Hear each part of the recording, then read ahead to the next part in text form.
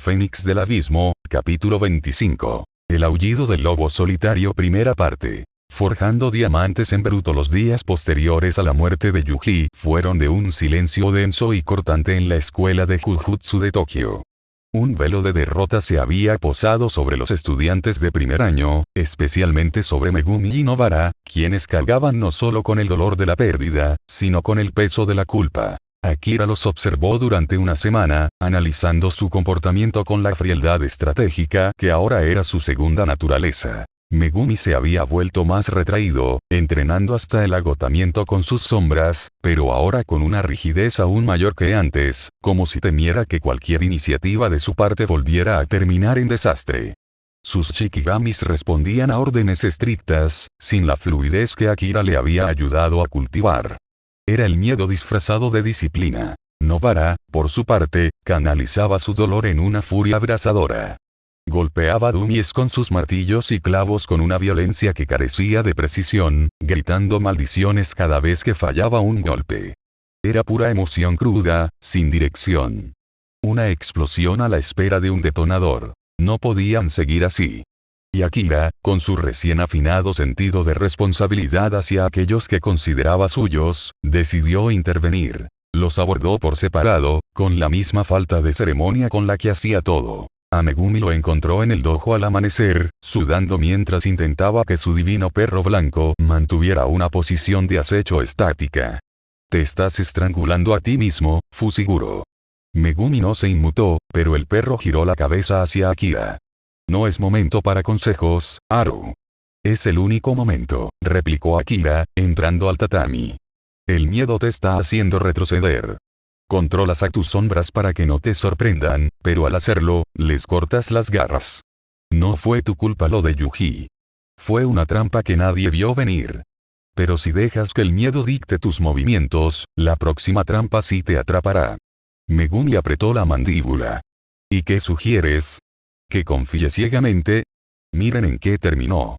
Sugiero que confíes en tu instinto, no en tu paranoia», dijo Akira. «Tu sombra no es solo un arma.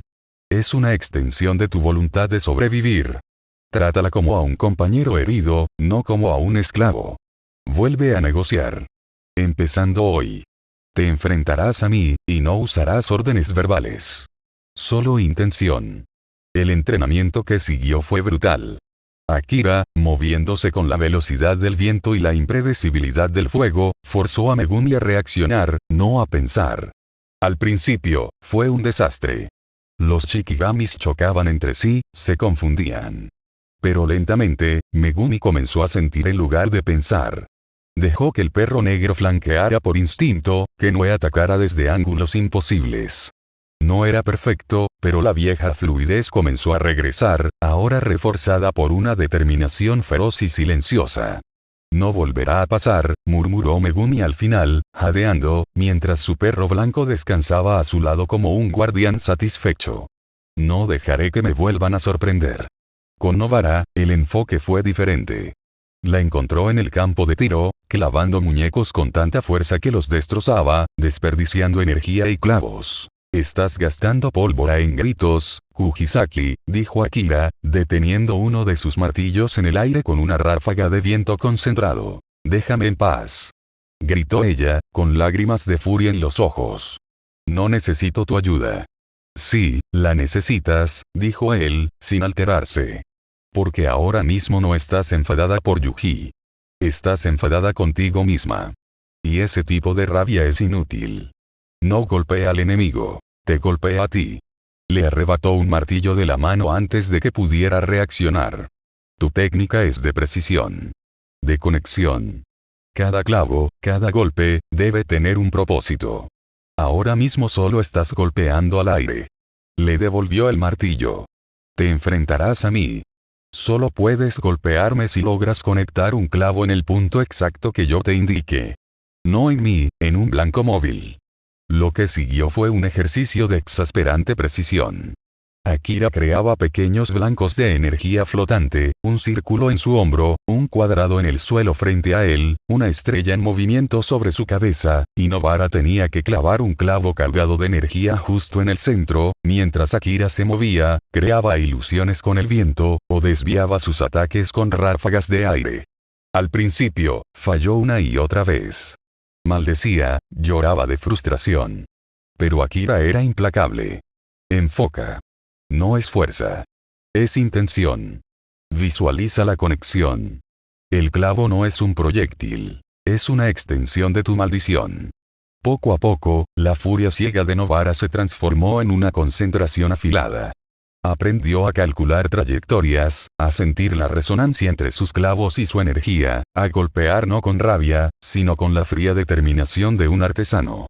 Cuando finalmente logró clavar un clavo en el centro de un blanco en movimiento del tamaño de una moneda, una sonrisa de genuino triunfo, la primera desde el incidente, iluminó su rostro. Bien, dijo Akira, con un asentimiento. Así se hace. La próxima vez que una maldición se interponga, no le grites. Clávale tu dolor justo en el punto donde más le duela. Segunda parte. El festival y la misión solitaria. Una semana después, Gojo reunió a todos los estudiantes en el salón principal. Su actitud era curiosamente ligera, una máscara delgada sobre la tensión que todos sentían. Buenas noticias, queridos alumnos. Anunció, con una sonrisa amplia. El evento anual de intercambio amistoso con la escuela de Kioto se llevará a cabo en un mes. Esta vez, nos toca ser anfitriones. Prepárense para mostrarles a esos tradicionalistas rancios lo que el verdadero talento innovador puede hacer. Hubo murmullos. El evento del año pasado había terminado con la muerte de una maldición de grado 1 y el aparente fallecimiento de Yuji. El ambiente estaba lejos de ser festivo. Esta vez, continuó Gojo, su mirada pasando por cada uno de ellos, no habrá sorpresas desagradables. O al menos, no de ese tipo. Será una competencia controlada. Y para asegurarnos de que estén en su mejor forma, su mirada se posó en Akira. Haru. Tienes una misión. De grado 1, confirmada. Una zona aislada en las montañas de Nagano. Reportes de actividad maldita persistente, con desapariciones de excursionistas. Se cree que es una maldición territorial, posiblemente con habilidades de camuflaje ambiental. Irás solo. Maki se irguió de inmediato. Solo. Es grado 1. Haru tiene experiencia con grado 1, dijo Gojo, sin dejar de sonreír. Y necesito que los demás se concentren en prepararse para el evento en equipo. Esta misión es de reconocimiento y, si es posible, eliminación. Es perfecta para las habilidades únicas de nuestro Fénix. Akira asintió, sin mostrar emoción. Lo había esperado. Gojo lo estaba probando, o quizás alejándolo de la escuela por un tiempo. O ambas cosas. ¿Coordenadas? Preguntó Akira. Gojo se las pasó en un papel. Zona remota. Sin cobertura. Muy lejos de todo. Llévate lo esencial. Y, Akira, Gojo bajó la voz, solo para él. Mantén los ojos abiertos. Algunos lugares olvidados guardan más que maldiciones. Tercera parte. El silencio de las montañas. El viaje a Nagano fue largo. Un tren, luego un autobús local, y finalmente horas de caminata por senderos de montaña que se desvanecían en la maleza. El aire se volvió frío y delgado. La civilización quedó atrás, primero como pueblos dispersos, luego como casas aisladas, y finalmente como nada más que bosques densos, rocas y el sonido constante del viento entre los pinos. El lugar marcado en las coordenadas era un valle estrecho, casi un desfiladero, rodeado de paredes de piedra gris cubiertas de musgo. Un arroyo helado serpenteaba por el fondo. No había senderos, ni señales de que alguien hubiera estado allí en décadas. El silencio era absoluto. No pájaros, no insectos. Solo el viento y el agua. Akira activó su detección de peligro al máximo. El paisaje energético era extraño. No había un foco claro de energía maldita, sino una supresión generalizada.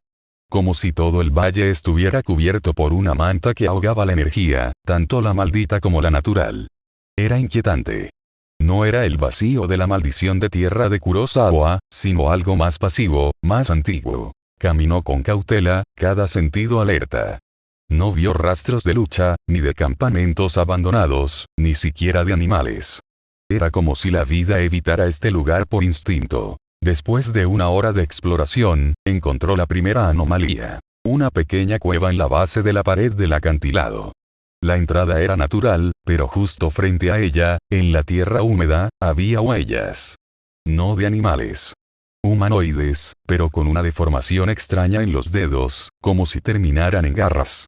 Y no eran antiguas. Siguió el rastro, que lo llevó más adentro del valle, hacia una zona donde los árboles estaban muertos, no por enfermedad, sino por algo que parecía haber chupado la vida de ellos, dejando troncos blancos y quebradizos como huesos. Y entonces, lo sintió. No una maldición.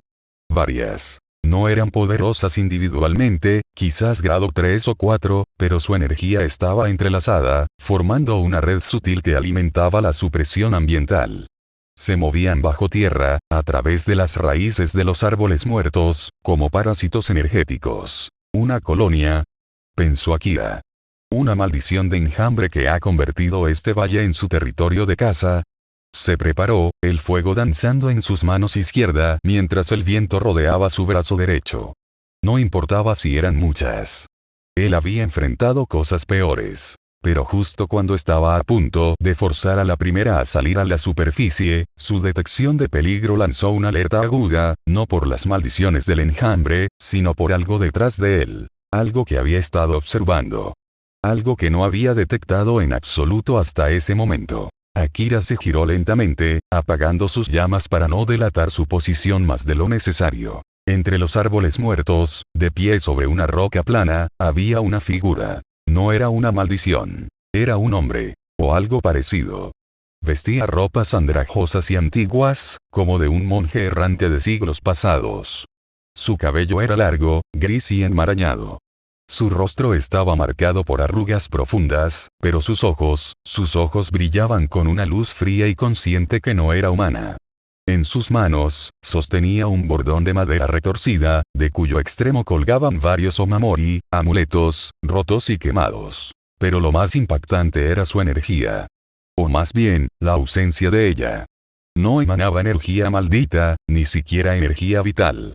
Era como un agujero en el tejido del mundo, un vacío que su detección de peligro solo podido sentir por contraste con el entorno. El hombre inclinó ligeramente la cabeza, y cuando habló, su voz era el crujido de hojas secas y piedras rozándose. Un fénix, en mi valle. ¡Qué rareza! No olía a miedo. Olía a ciclos. A promesas vacías. Akira no respondió. Evaluó. Este no era el objetivo de la misión.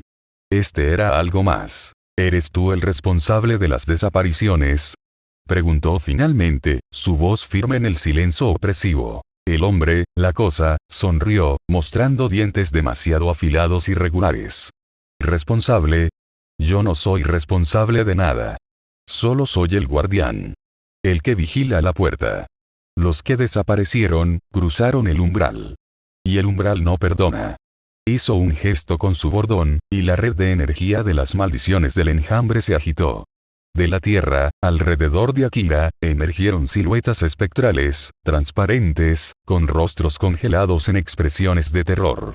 Los excursionistas desaparecidos. Ellos vieron lo que no debían, susurró el guardián. Y tú, niño de cenizas, has venido a verlo también. Qué pena. Tu ciclo terminará aquí, en el silencio de las montañas. Akira adoptó una postura de combate, el fuego y el viento despertando a su alrededor. No sabía qué era este guardián, pero una cosa era clara. La misión de grado 1 había sido una subestimación catastrófica. Esto no era una simple maldición. Era un cementerio espiritual, y él acababa de caminar directamente hacia su guardián. A fin del capítulo 25. Fénix del Abismo, capítulo 26. El guardián, el vacío y el sangre mixta primera parte. La danza del fénix y el enjambre. El aire en el valle muerto se espesó. Las siluetas espectrales de los excursionistas no atacaron. Solo flotaban, sus miradas vacías fijas en Akira, como una corte de fantasmas atrapados en el umbral del guardián. Eran distracciones, ecos de dolor usados para sembrar duda. Las verdaderas amenazas emergieron de la tierra. Las maldiciones del enjambre. No eran una o dos. Eran docenas. Criaturas del tamaño de perros grandes, con cuerpos formados por raíces retorcidas y tierra compacta, y ojos que brillaban con el mismo verde enfermizo de los árboles marchitos que las rodeaban. Individualmente, su energía era de grado 4, quizás 3 para las más grandes. Pero su número, y la forma en que su energía se entrelazaba en una red, las hacía algo más. Akira no esperó. Movimiento. Su cuerpo, 16 veces más potente que el de un humano normal, se convirtió en un torbellino de fuego y viento. Las llamas purificadoras del fénix salieron disparadas en abanico desde sus manos izquierdas, incinerando a las 3 primeras criaturas que cargaron desde el frente. El aire crepitó con sus chillidos agónicos al desvanecerse en ceniza. Pero no había tiempo para respirar. Otras 2 se materializaron desde el suelo a sus espaldas, sus garras de tierra apuntando a sus tendones. Su detección de peligro le dio una fracción de segundo. Giró, no para esquivar, sino para contraatacar. Su brazo derecho, envuelto en una corriente de viento comprimido que actuaba como una sierra invisible, cortó a través de los cuerpos terrosos, desintegrándolos. El guardián observaba desde su roca, inmóvil, su rostro una máscara de interés clínico. Fuego que purifica. Viento que corta. Interesante adaptabilidad. Pero el ciclo consume, niño. Cada uso de ese poder te acerca más al vacío que dices evitar. Akira ignoró las palabras. Se centró en el flujo. Esquivó una ráfaga de púas de tierra lanzadas por una criatura más grande, grado 3 semi, contrarrestándolas con una ráfaga de viento que las desvió. Una de ellas logró rozar su costado, desgarrando la tela y dejando un corte superficial. No le dolió. Su cuerpo mejorado ya estaba sellando la herida. Pero el enjambre era interminable. Por cada maldición que dispersaba, 2 más emergían de la tierra muerta. Comenzaban a rodearlo, a cansarlo. Usó el fuego en explosiones concéntricas para mantenerlas a rasa, pero cada explosión consumía energía. El zumbido de su energía maldita, normalmente un torrente constante, comenzaba a mostrar fluctuaciones. Tu resistencia es notable, musitó el guardián. Pero este valle se alimenta de resistencia. Es un lugar de rendición. Donde los fuertes vienen a desgastarse hasta quedar vacíos. Akira sintió la verdad en sus palabras. El ambiente mismo parecía drenar su energía más rápido de lo normal. La supresión ambiental no solo afectaba la detección, ralentizaba la regeneración de energía maldita. Cambió de táctica. En lugar de dispersar el enjambre, empezó a moverse. Usó su velocidad para zigzaguear entre las criaturas, atacando solo a las que bloqueaban su camino hacia el guardián. Su objetivo era claro: el núcleo. Si el guardián controlaba el enjambre y el valle, derrotarlo era la clave. Con una combinación de fuego y ráfagas de viento, abrió un camino. Una criatura de grado 3, con forma de oso de tierra, se interpuso. Akira se lanzó hacia ella, su puño envuelto en fuego azul ámbar. El golpe conectó con su cabeza, y la criatura estalló en pedazos de roca fundida. El calor de la explosión chamuscó su propia ropa. Estaba a 10 metros del guardián. 5. Podía ver los detalles de sus ropas andrajosas, la luz no muerta en sus ojos. Entonces, el guardián sonrió y golpeó el suelo con su bordón. El valle cobró vida. No con vida orgánica, sino con intención maldita. El suelo bajo los pies de Akira se licuó, convirtiéndose en un fango espeso y frío que le agarraba los tobillos.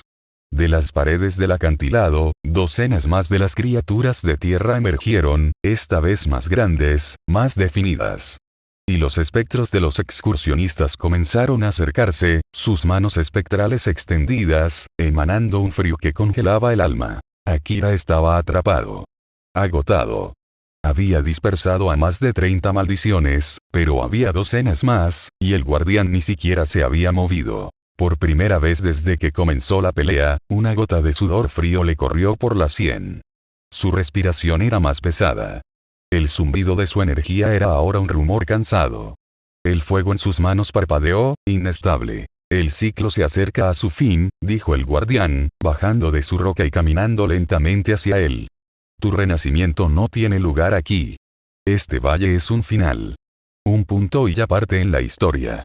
Akira intentó forzar más energía, pero su cuerpo protestó. El cansancio no era solo físico, era espiritual.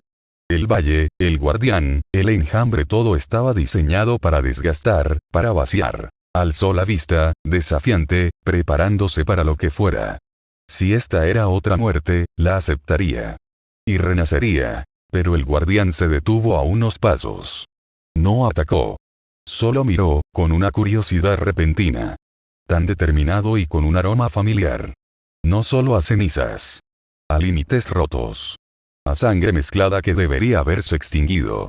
Su mano, huesuda y fría, se extendió, no para atacar, sino como si fuera a tocar la cara de Akira. Y fue en ese momento de pausa, de agotamiento extremo y atención dividida, que la detección de peligro de Akira captó algo nuevo. No del valle. No del guardián. De muy, muy lejos. Un pulso de energía tan vasto, tan antiguo y tan lleno de conocimiento perverso que por un instante, Akira olvidó su fatiga. Segunda parte. La conversación en las sombras, interludió Kenjaku, en algún lugar muy distante, en una sala oculta bajo las ruinas de un templo antiguo, dos figuras conversaban. Una era Kenjaku, el cerebro milenario, residiendo en el cuerpo de su gurú Geto. Su sonrisa era amplia, cómoda, llena de una paciencia infinita y maliciosa. Frente a él, sentado en un trono de huesos y sombras, estaba un hechicero reencarnado. Su cuerpo era el de un joven atlético, pero sus ojos tenían el peso de siglos de batallas y aburrimiento. Su energía era de grado especial, un torbellino de poder crudo y anhelo de destrucción. Se hacía llamar Kurohime, y en su vida pasada había sido un guerrero legendario obsesionado con la pelea perfecta. La era dorada de los hechiceros fue aburrida, Kenjaku, dijo Kuro, jugueteando con un cuchillo de energía maldita que hacía girar en sus dedos. Todos tan rígidos. Tan predecibles. Dime que este nuevo mundo tiene algo que valga la pena romper. Oh, lo tiene, dijo Kenjaku, su voz un susurro seductor. Tiene a Gojo Satoru, el límite absoluto. Tiene a Ryoma en su cuna, el desastre encarnado. Y tiene joyas ocultas. Como el chico del que te hablé. El Fénix. Suena a cuento de hadas. Es más que eso, Kenjaku se inclinó hacia adelante. Es un error. Un hermoso, magnífico error de la naturaleza. Su técnica no es solo resurrección. Es evolución adaptativa. Cada muerte lo hace más fuerte, le otorga nuevas habilidades. Es potencial infinito encapsulado en un cuerpo joven y maleable. Kurohime dejó de jugar con el cuchillo. El aburrimiento en sus ojos fue reemplazado por un destello de interés carnívoro. Potencial infinito, dices. Suena divertido de poner a prueba. Y hay más, continuó Kenjaku, su sonrisa ensanchándose. Mi red de informantes ha desenterrado datos fascinantes. Registros hospitalarios falsificados, historiales familiares borrados. El chico, Akira Haru, no es un huérfano cualquiera. Es el último mestizo vivo entre el clan Gojo y el clan Zenin. Kurohime levantó una ceja. Gojo y Zenin. Esas dos líneas de sangre odiándose mutuamente y produciendo un híbrido. Interesante. Exactamente. La resistencia física innata y los sentidos agudizados de los Zenin, combinados con el potencial de energía maldita monumental y la afinidad con las técnicas complejas de los Gojo. Todo reprimido, latente, esperando a ser despertado por su técnica de renacimiento. Es el cuerpo perfecto, Kurohime. Más adaptable que el de Geto, más resistente que el de cualquier recipiente corriente. ¿Y quieres que te lo traiga?, concluyó Kuro, entendiendo el juego. Alive. Preferiblemente inconsciente, pero vivo, asintió Kenjaku. Su técnica es demasiado valiosa para desperdiciarla. Yo la heredaré, y con ese cuerpo, con ese potencial evolutivo ilimitado el plan, para fusionar a la humanidad con Tengen será imparable. Un cuerpo que puede adaptarse a cualquier estrés, renacer de cualquier daño es la pieza final. Kurohime se puso de pie, estirándose. Su energía llenó la sala, haciendo temblar los huesos del trono. Suenas convincente, cerebro. Y la idea de pelearme con un fénix que se hace más fuerte cada vez que lo mato, sí, eso suena como un pasatiempo digno. ¿Dónde está este tesoro escondido?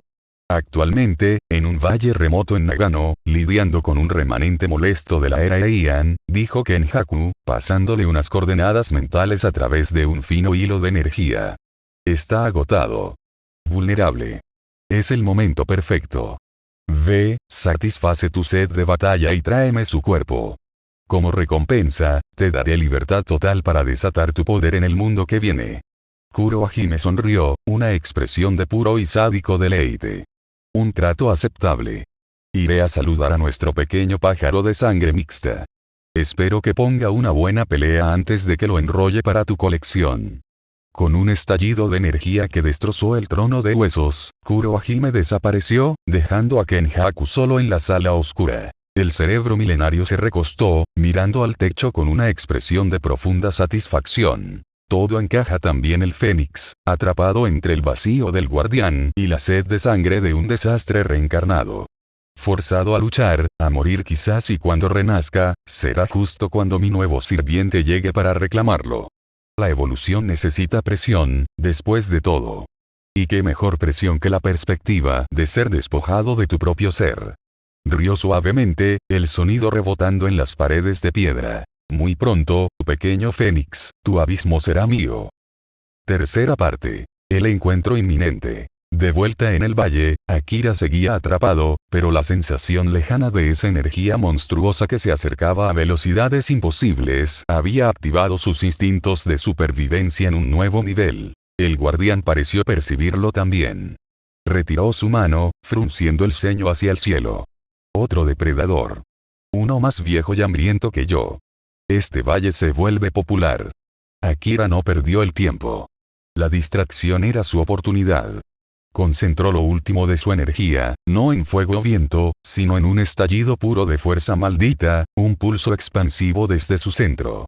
No era un ataque elegante. Era un grito energético, una explosión de fuerza bruta que empujó el fango, dispersó a los espectros cercanos e hizo retroceder a las criaturas de tierra. El esfuerzo lo dejó de rodillas, jadeando, la visión nublada. Pero estaba libre. El guardián lo miró, casi con respeto. Impulsivo. Como un animal acorralado. Bueno. Ve. Huye del valle. El otro que viene no es un guardián. Es un verdugo. Y no le importarán tus ciclos. Solo tu carne y tu potencial. Akira se levantó tambaleándose. No era una victoria. Era un respiro. Y ahora, una amenaza aún mayor se acercaba. Una amenaza que olía sangre antigua y anhelo de batalla. Sin mirar atrás, forzó sus piernas a moverse. Corrió, cojeando, hacia la entrada del valle. Tenía que poner distancia. Tenía que recuperar energía. Porque si lo que venía era tan poderoso como sentía, necesitaría estar en su mejor momento. Y necesitaría morir de la manera correcta. Por primera vez, la idea de la muerte no era una derrota, sino una estrategia. Pero tenía que controlarla. Tenía que elegir el cómo, el cuándo, y el dónde. El Fénix, agotado y acorralado, volaba hacia la tormenta, sabiendo que dentro de ella no solo había destrucción, sino una verdad sobre su propio origen que jamás hubiera imaginado. Fin del capítulo 26.